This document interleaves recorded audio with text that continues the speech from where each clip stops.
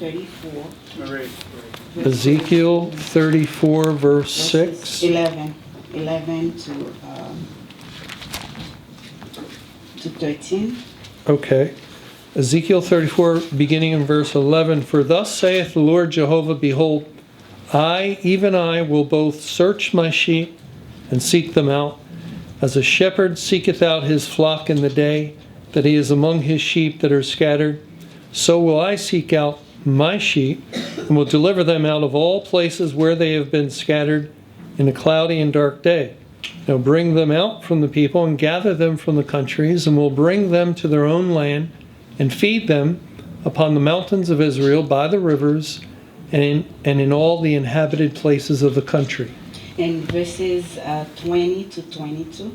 20, Yeah. same chapter. Same chapter, Ezekiel 34. Okay, down in verse 20. Therefore thus saith the Lord Jehovah unto them, behold, I, even I, will judge between the fat cattle and between the lean cattle, because ye have thrust with side and with shoulder, and pushed all the disease with your horns, till ye have scattered them abroad.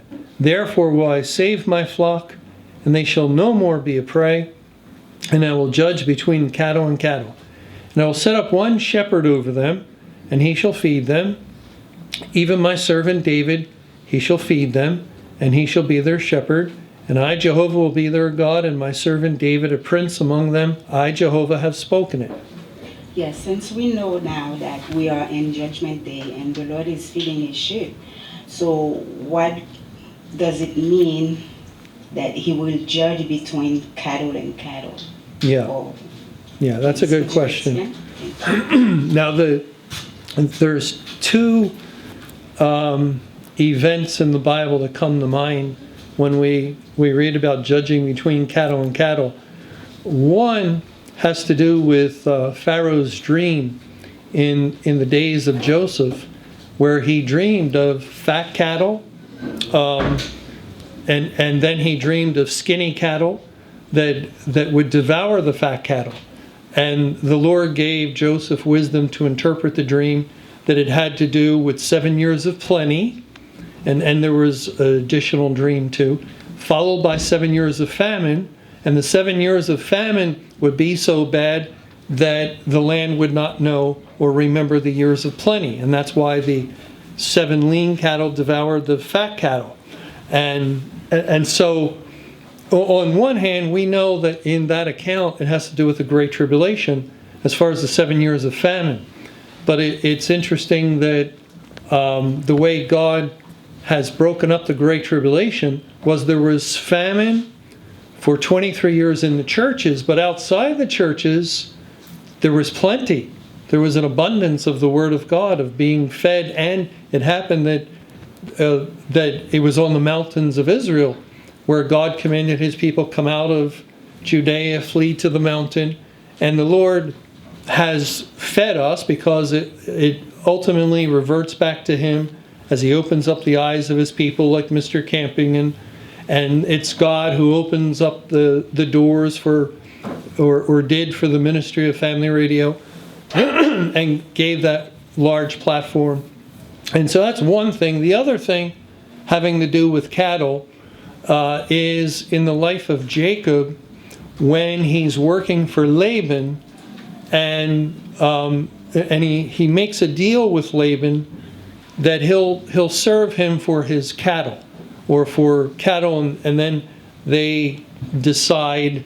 I can't remember exactly what kind of cattle it was, but it was a specific type of cattle that was rare in the beginning when they made the deal. But then that's the account where Jacob puts the what's he put in front of their eyes? A rod. He puts a rod in front of their eyes when the cattle would conceive, and then they would bring forth when the strong cattle would conceive, then they would bring forth cattle that would be his, because they would fit, the description that had been given. And when the weaker cattle conceived, it would be Laban's. And so there you have strong and weak cattle, And I'm not fully sure I understand that, but that also, as God is saying, I will judge between cattle and cattle, where on one hand, Jacob's cattle are healthy, strong, and plentiful. Laban's cattle turned out to be weak and lesser. They were fewer. And I'm not sure of the spiritual picture there, but we do find that because of that, or after that takes place, then there's friction between Jacob and Laban to the point where Jacob flees. He leaves the land of Haran and the family of Laban, and he goes back to the land of Canaan. So that could fit here. Maybe that's some kind of picture of departing out as we read here. This has to do with the end of time. It begins with the Great Tribulation and transitions into Judgment Day, and God feeds his people throughout. But thank you.